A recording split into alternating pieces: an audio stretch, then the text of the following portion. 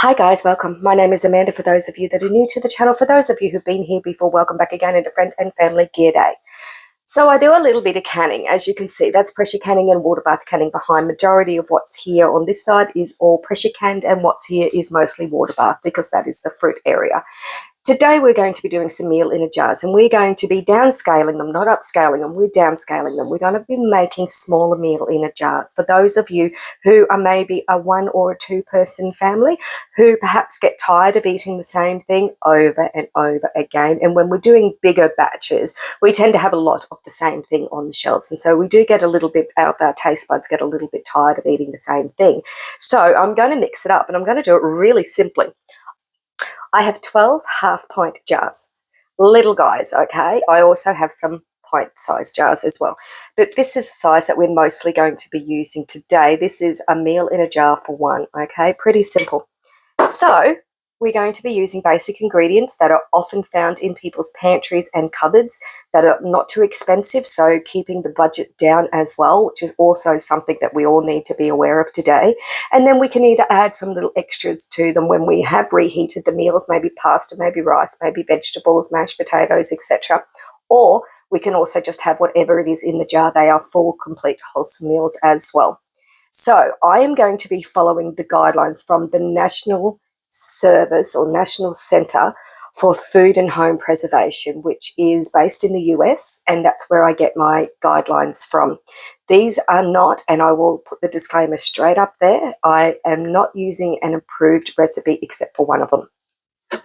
And when I say approved, I mean tested and printed and published recipe, okay? So what I am doing is I'm using the Bible, which this is my home preservation guide, and it gives me the guidelines for every single ingredient that I am going to be canning today.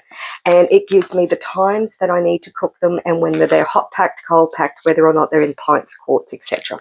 So when I'm writing out the recipes, I first do a lot of research. I would not be suggesting anybody who is a new canner follow my recipes unless I state that this is an improved, tested recipe.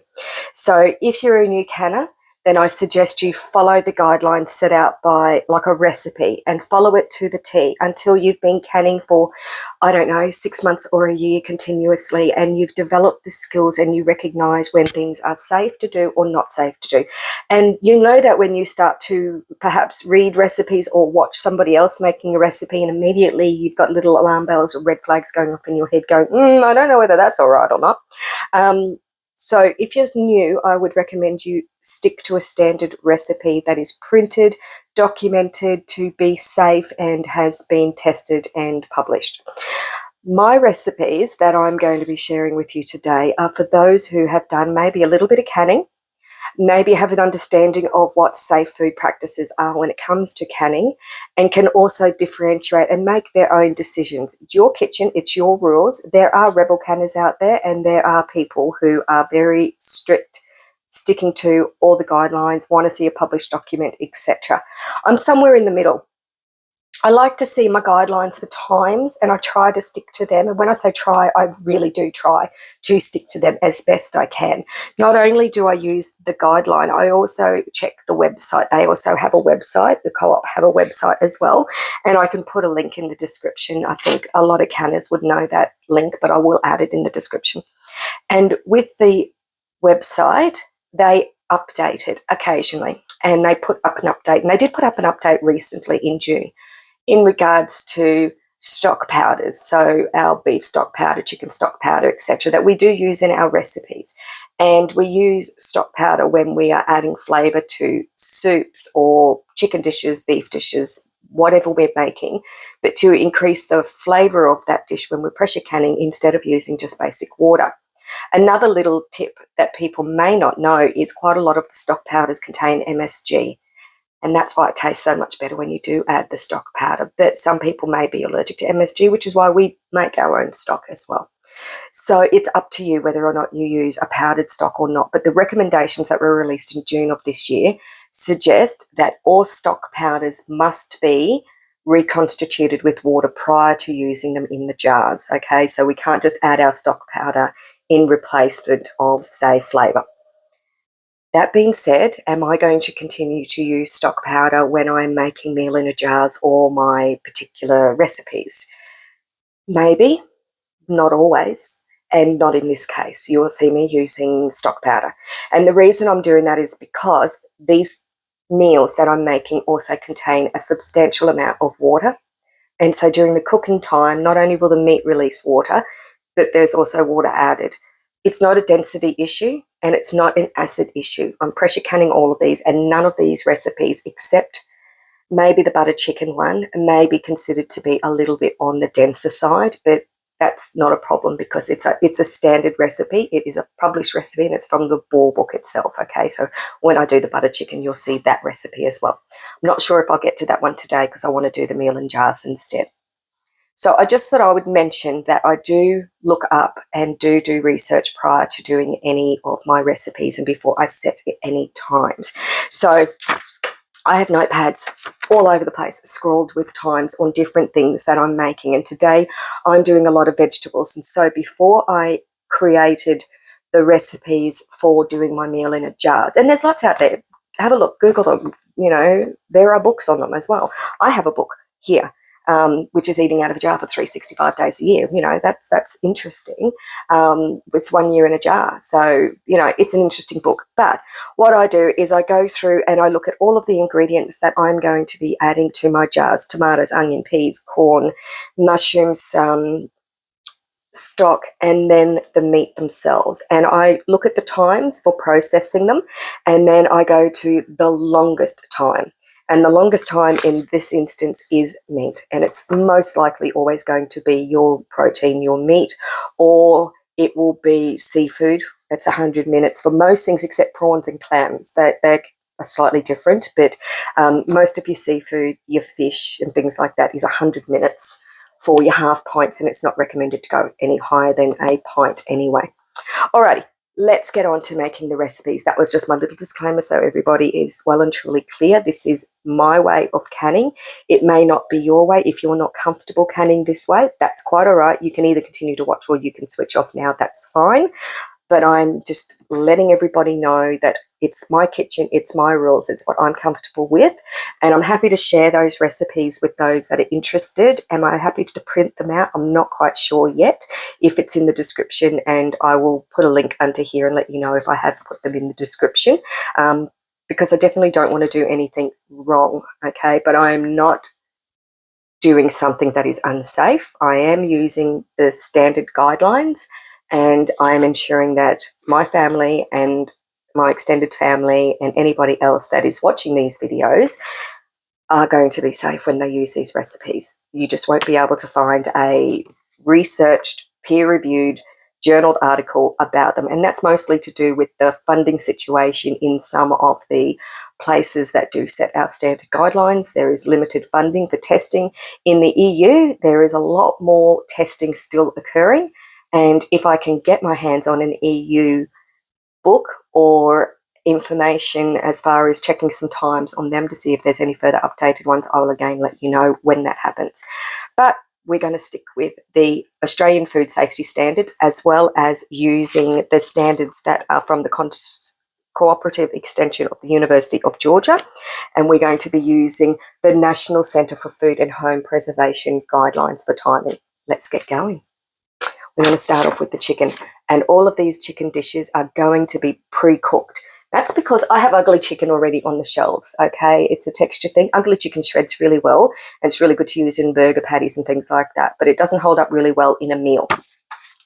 If you pre-cook your chicken, like I did with these ones, this is a chicken with red wine casserole. This was done back in July. This is the last of 12 jars. It's the last one. And the chicken holds itself together really well because this is a hot-packed meal. So this is a quart. It's a short little one because it's a Salisbury & Co. old-fashioned variety of jar. And so that's a meal for 2 people. I also did back in July, bolognese sauces. And I did beef ones, pork ones, chicken ones as well. And these are also perfect to be added to pasta or add vegetables to them. And these are the small passatas, again, from Salisbury & Co. They're not very large. I think these are 450 mils from memory. I've got a few different sizes, so I think these are the 450 ml ones. They're definitely the smaller passata bottles. And these ones here were pressure canned for 100 minutes back in July. They're beautiful, and they're perfect for making a quick and easy meal. That would feed somebody for 4 meals, I would estimate. It's a fair bit. It's quite dense, and that is mostly meat. So this is a meat sauce, okay? But you can do so much with a meat sauce. And again, you can pack them in smaller jars. This is just the jar that I was using because it was convenient at the time. Let's get on to the chicken. I'm going to pre-cook all my chicken, and then we're going to start from pre-cooked chicken. So I'm using chicken leg meat that's been shredded, and I'm going to cook that off, but it is thigh meat or chicken meat or breast, preferably not breast meat. That's a little bit dry. So you're aiming for your dark meats. Thigh fillet works really well. Just trim the excess fat and then cook it off. So I'll do that step because it's just cooking chicken, nothing added. And then we'll come back. See you soon. So while the chicken is cooking on the stove, I'm cooking it to 80%, about 80%, because it's still going to continue to cook once we do put it into the jars and pressure can them. So while that's cooking, I'm just going to prep all my vegetables. So we're going to cut up some onions. We're going to peel and chop up some potatoes, grab a whole bunch of ingredients that are just out of the pantry, simple and easy to get our hands on. And then we will have a look at a few different items that we're going to be using to make our recipes. What else did I want to say? Oh yeah, go on to these guys. Okay, the reason I'm using this guy is I really do love this guy. I've had this guy 13, probably 20 plus years now, since they were first released here in Australia. On Good Morning Australia with Bert Newton back in the day, Mum and I both got one of these, and I still have it. And it's called a Genius. I've been looking at the brand of this for ages. Everyone asks me where it's from. It's Genius. There you go. It's got the brand actually embossed on it. All right, back to it. All right, blades, different size blades for dicing. I'm going to use the finest blade that I can because I want to pack as much flavour into those little tiny jars as I can. And the best way to do that is to dice them really finely. So let's do that. So I've got the chicken cooking at the moment, and I'm not making these recipes just because I was asked to do them. I was doing it because the chicken is from the Ingham's Chicken Outlet, and it's in the freezer. These are the final 2 packs. It's a kilo of chicken leg meat, and they're the final 2 packs, luckily. But they've been in the freezer not that long, only since probably beginning of September, end of August, and they're in their original packaging. I didn't vacuum seal them or anything else, and they're starting to develop freezer burn. So I can't have that. So this will free up some space in the freezer for some fresher produce as well, because it's time to get some fresh seafood. It's time for the seafood to be ready, which is bay prawns and coral prawns, and they're quite cheap at this time of year. So I will be doing some seafood in jars as well in the next few weeks. But I needed some space, and I also needed some small jars as well because seafood does get canned in smaller jars. So because I need to make the space, plus the chicken is starting to get freezer burn, it's a perfect time to do this meal.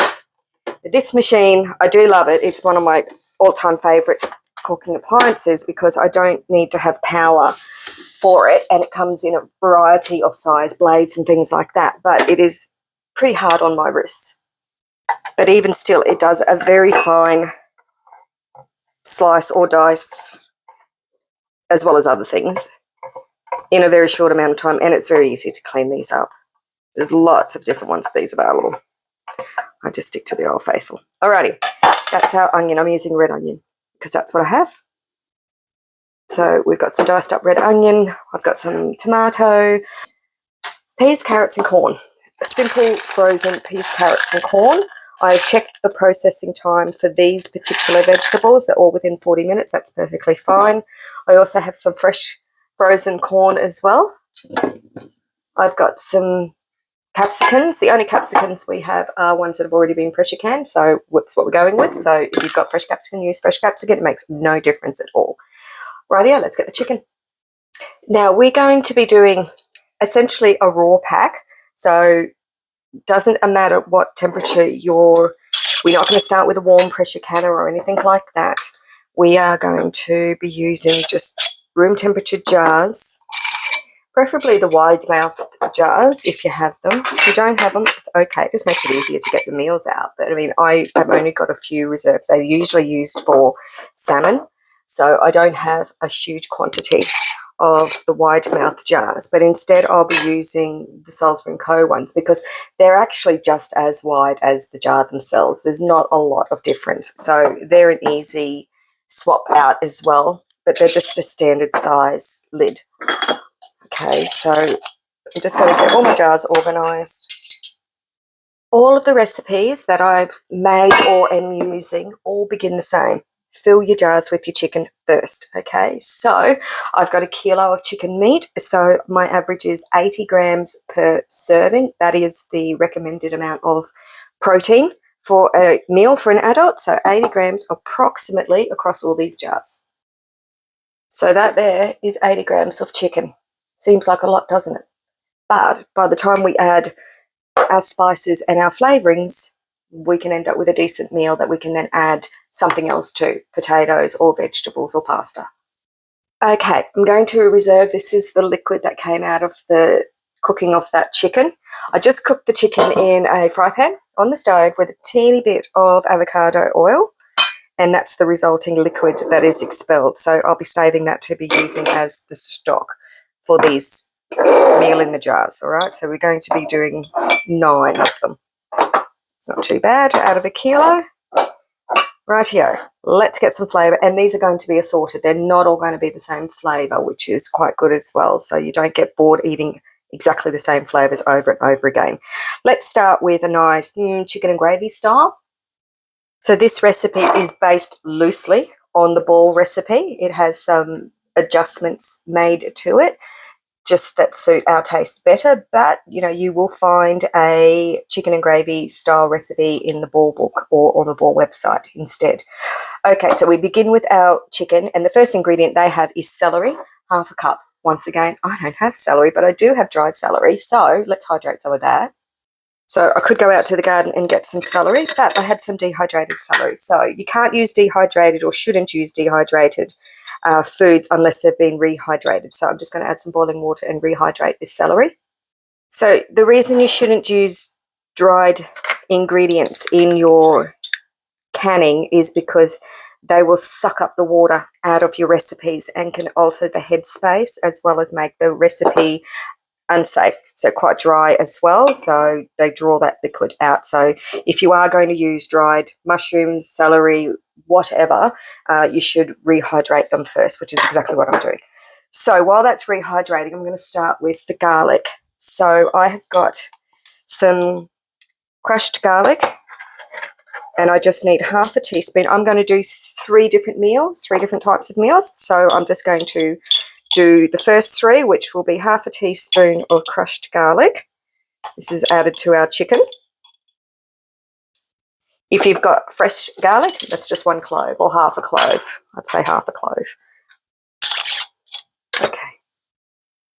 So these little reusable lids are really handy, come in different sizes as well. So we'll just pop that on the garlic.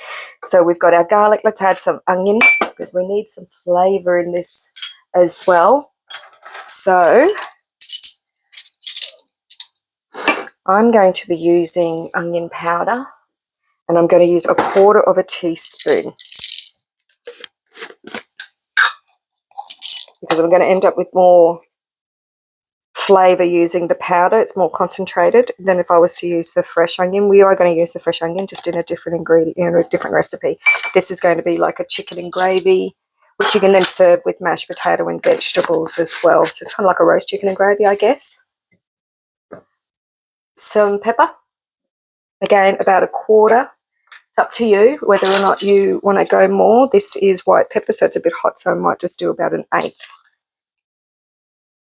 I don't want them too spicy. It's about 1/8 teaspoon of the white pepper. Back to the celery. So the celery, it's half a cup, which, because this is dehydrated, half a cup is too much. So what I'm going to do is just because this is all the celery stems, I'm going to do just a heaped teaspoon. That'll give me plenty of flavour because we are doing smaller containers than what the recipe was written originally for.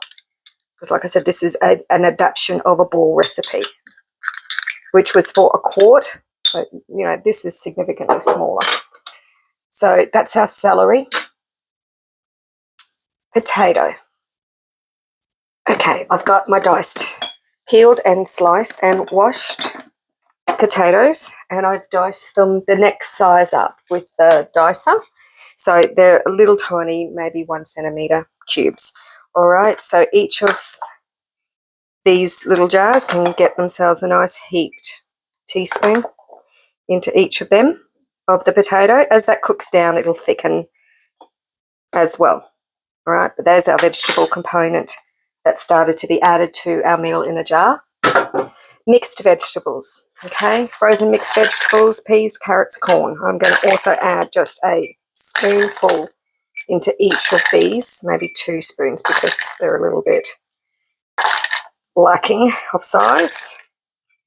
So that gives us, now we've got meat and 3 veg in our jars. Need a bit more flavour. We need some stock. Now remember I just said about using stock cubes or stock powders. I am going to add chicken stock powder to this one, but I'm actually going to add vegetable stock powder. Okay, so I'm going to be adding the vegeta, and I did mention about MSG, and I have looked at the ingredients on this one, and yes, it does contain MSG. When I'm making velveted meats, they call the stock powder chicken yum yum or veggie yum yum, and that's because of that MSG.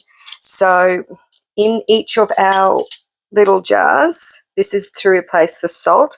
Salt you would normally add 1/4 teaspoon. So instead I'm just going to be adding 1/4 teaspoon of the vegetable flavour or the vegetable stock to it. You can use chicken stock if you prefer.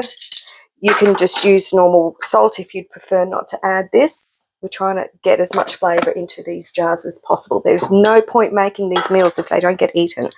Okay, so that's a bit of flavour. So we've got our salt, our pepper, our seasonings, our vegetables, our meat. Anything else? Maybe just some paprika. Again, you can adjust the seasoning to these as you like. I'm just going to add as much flavour as I can into these before the lids go on. Coriander quite often gets asked for in a lot of the recipes. I substitute it for parsley, and I'm doing exactly the same thing, dried parsley from the garden. You can use Italian herbs as well if you want, but we're going to use the Italian herbs later on when we do the tomato style Italian chicken. Okay, all that needs now is some water or some stock, and it just happens we have some chicken broth from cooking off the chicken. So I'm going to add a little of the chicken broth into each of these, and then I'm going to top the rest up with water, and then these ones are done. And we'll move on to the next one. So I will add the water and debubble and clean all the jars at the end. We'll move on to the next one. So this one here is going to be an Italian chicken. So once again, I have 3 jars of my chicken, and I'm going to start off with the 1/2 teaspoon of fresh onion. It's a heaped spoon. You can use a measuring spoon. You can just use a normal dessert spoon. Either way, it doesn't matter. We're just trying to get flavour into the jars so that they get eaten. All right, so I'm just going to stick with a normal teaspoon, okay, if everyone's happy with that. To that, celery. So we're going to do the Holy Trinity. We're going to do onion, celery, and garlic once again into all of these to create our base flavours. And our garlic. Garlic, I will be a little bit less, about 1/2 of one of these teaspoons because it is a bit stronger, and it's a small jar, so we don't want to overpower it with garlic. Okay, simple. Can't be Italian if we didn't have the Italian herbs. So we have Italian mixed herbs. These particular blend contains the oregano, basil, capsicum, rosemary, parsley, and thyme. All right, they are dried herbs, and I'm going to be cautious and just use 1/4 teaspoon because some of the herbs do become bitter when they've been cooked for a long time. 1/4 teaspoon, this is quite rich in thyme, I can smell that. This isn't my blend, this is one that I've previously purchased, so it does need to get used as well. What else are we going to add? Some onion powder. Again, just a 1/2 spoon. We just want to add some additional flavour, but not overpower it with any one flavour. Not going to do pepper this time, but I'm going to do paprika. So I'm going to get a smoked paprika. We're going to add 1/2 teaspoon to each of those 3 jars. Then we are going to open up our can of tomato, because I'm just going to use straight crushed diced tomatoes, okay? It's going to be our liquid component in this one. So our diced crushed tomato is going to go into a food processor, and we're going to blitz this guy up, and we're going to thin it down with some of the additional chicken stock. So I've just blended up our tomatoes. Just before they go in, I'm going to be adding, once again, some of the stock powder. I'm just going to add, again, about 1/2 teaspoon. This is purely for additional flavour. Okay, so about 1/2 teaspoon of the vegetable vegeta, or you can use chicken stock. And then we'll add our tomato to that. So our tomato puree, just simply 1 ladle. See how that settles in each jar. We'll keep it close by. I'll probably actually go with 2 ladles for each jar. Yeah, let's just do 2 ladles. So I've done these in larger quantities, but I'm downsizing my recipe to fit the smaller jars as requested. So, you know, it's all a learning curve for everybody. Now, we do need to top them up with some liquid, as I said, so I'm just going to use some of that chicken broth. We're aiming for 1 inch headspace. So this is just added flavour going in, a little bit of extra chicken, nothing much. Alrighty, they're looking pretty good. I have fresh capsicums for a reason, and we're going to be adding a scoop of fresh capsicum into each of these. So these are fresh bell peppers that have been pressure canned, and their juice is just water, so it's perfectly fine to be added to this. There's no oils or anything like that in this jar. In fact, could probably use some of this liquid just to top that one up because it was a little bit low. That's our capsicum, so that's our second. That's our Italian tomatoes in a jar.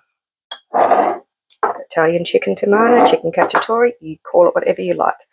Okay, third one. Spicy. Let's get some little bit of spice going here. Rightio, kind of like a, I want to call it a butter chicken, but a butter chicken it's not, because it should be marinated first. But we're going to be doing a curry blend style. So all of the curry ingredients usually would be individual, like cumin, coriander, nutmeg, and garam masala. I'm going with a curry powder, just like most people would have in their cupboards. Simple. I'm going to use just the Keen's traditional curry powder. I'm not even going to use the hot one. I'm just going to use the normal one. I'm going to add 1/2 teaspoon to each of these jars, 1/2 heaped teaspoon, because like I said, this is a curry, it is a blend. Okay. Now this particular one will be good served with mashed potatoes or rice, etc. But we're going to put potatoes in this one as well. So it can be eaten as it is. Doesn't need to have anything added to it, but you can always bulk any of these up by adding something like mashed potato or pasta to them. So we're going to add some onion to each of these. That's a tablespoon into each of these jars.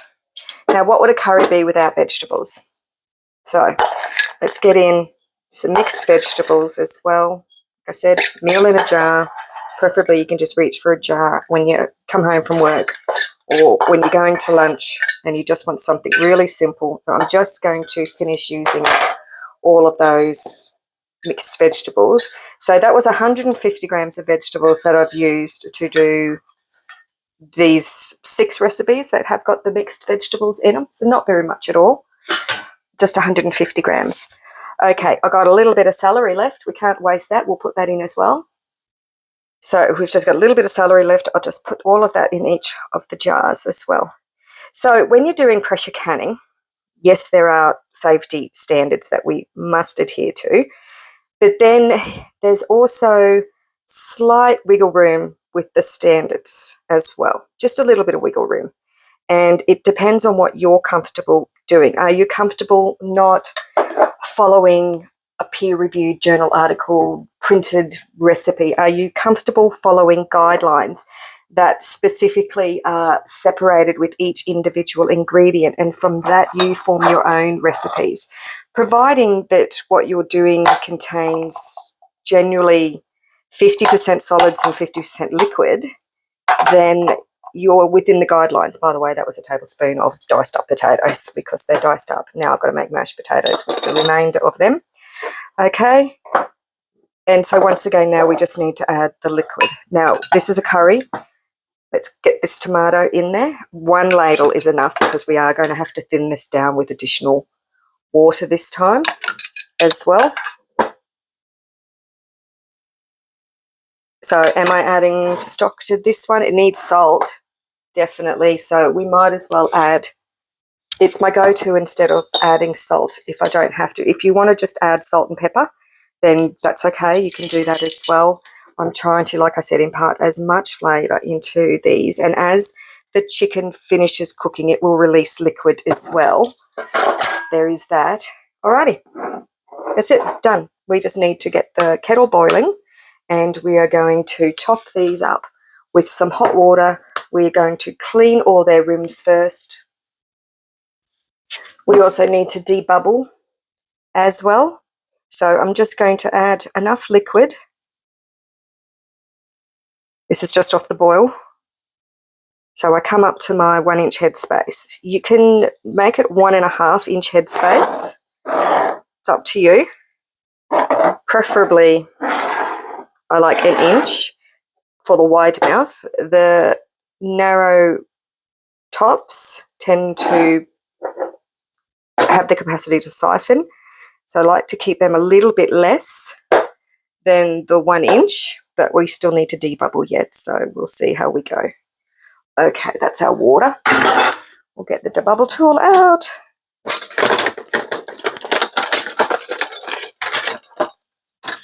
And we're going to debubble really well.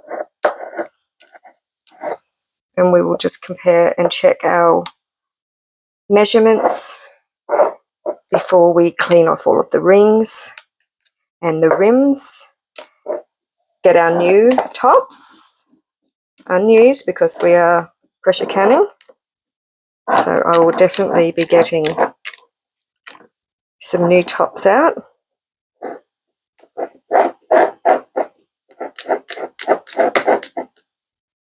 So all of these can be eaten as is, so taken as a meal and eaten as is. They're all meat and vegetables. Perhaps the curry one has the least amount of vegetable numbers in it, but it still contains vegetables. You can serve the curry one with rice, definitely, or mashed potatoes. Any of these can be bulked up, but they can be eaten as is. That makes it really simple. All right, so let me check my headspace. Okay, so I've adjusted all of the headspace. And now it's time to clean off their rims. Okay, so I'm using vinegar. Another one of those things that people say you either can or you can't do.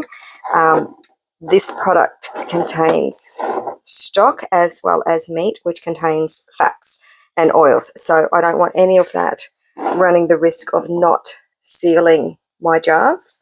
So I am going to go around all of my rings and the rims as well, making sure everything is clean before I put the tops on any of these.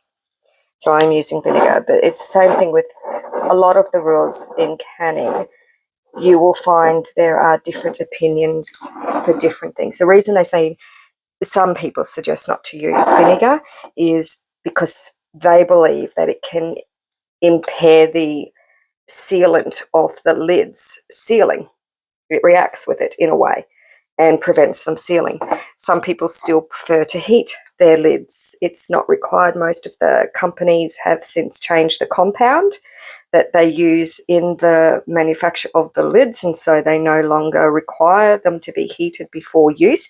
But there are some old-fashioned canners that still, and I'm one of them, I'm still guilty of doing it when I'm doing water bathing. I still heat my lug lids. It's still a thing. But as far as the two-part lids, I tend not to heat them.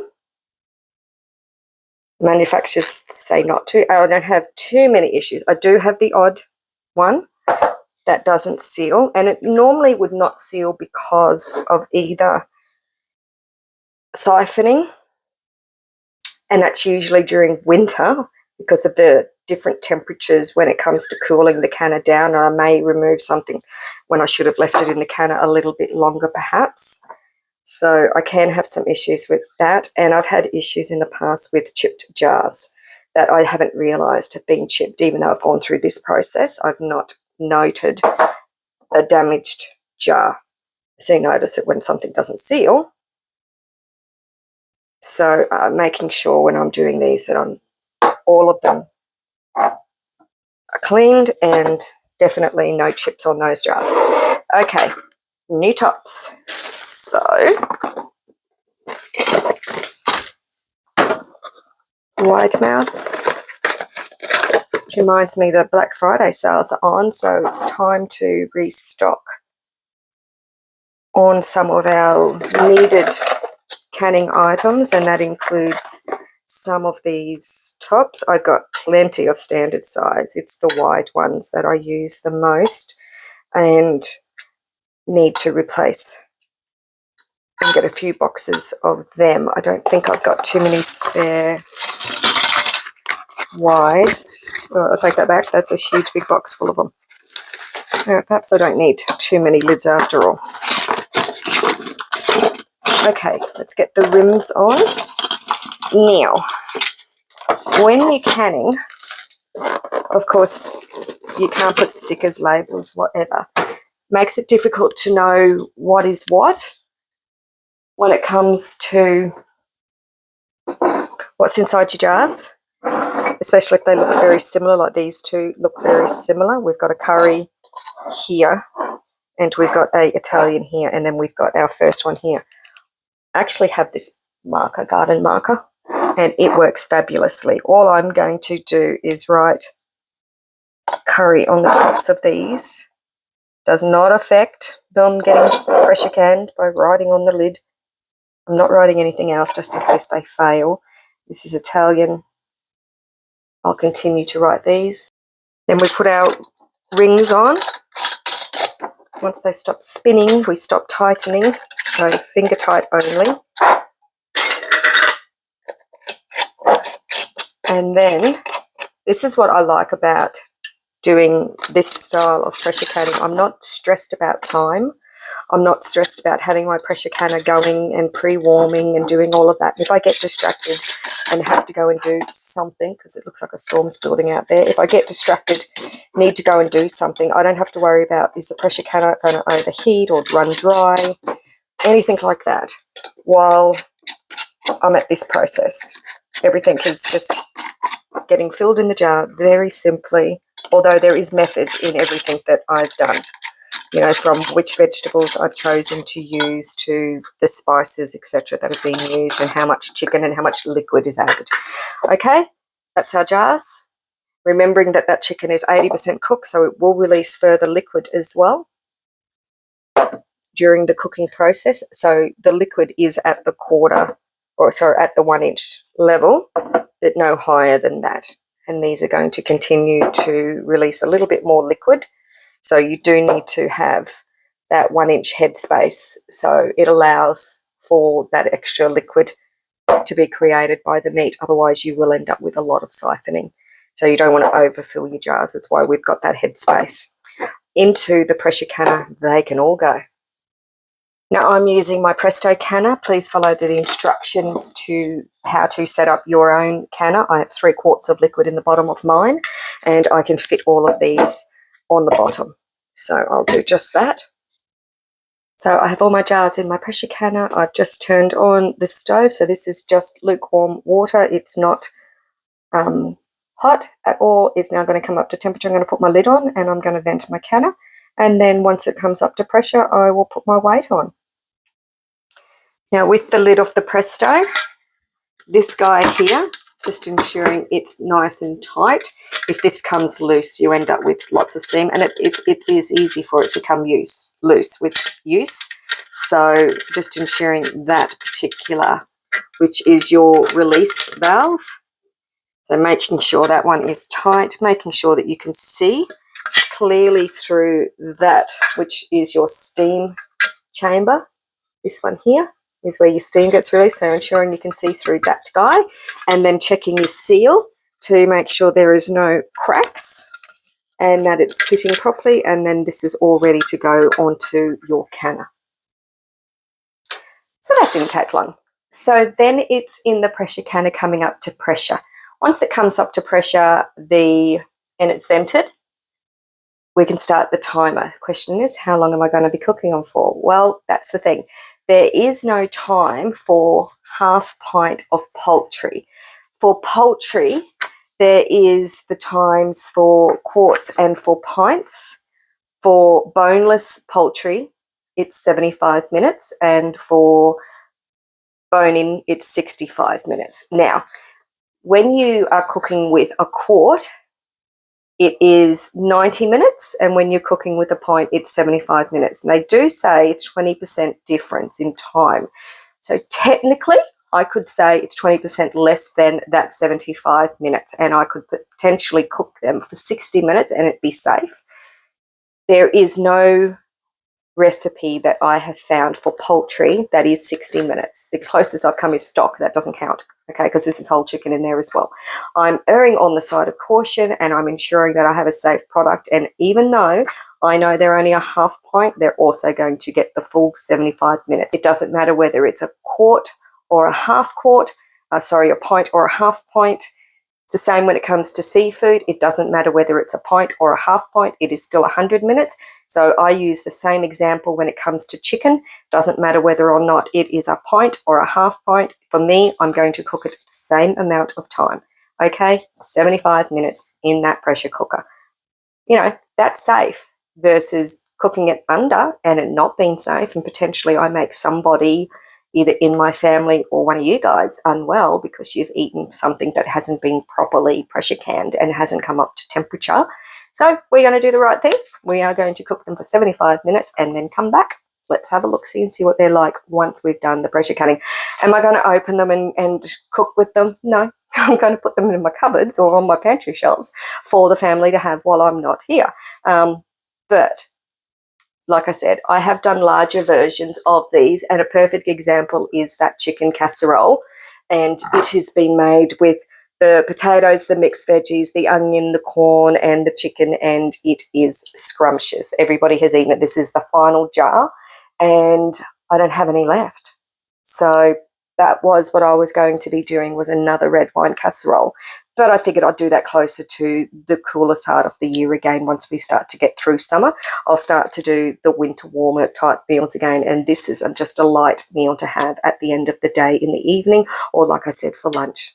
Pretty simple, and it hasn't cost very much money. So I've used 1 kilo of the chicken leg meat, so drumsticks meat has been used. Drumsticks are not an expensive part of the chicken, so, and that's made 9 meals for that. So I'm estimating that, well, they're under $2. That's a given, that's obvious. But, you know, I paid a lot less for the poultry because I picked it up at the outlet.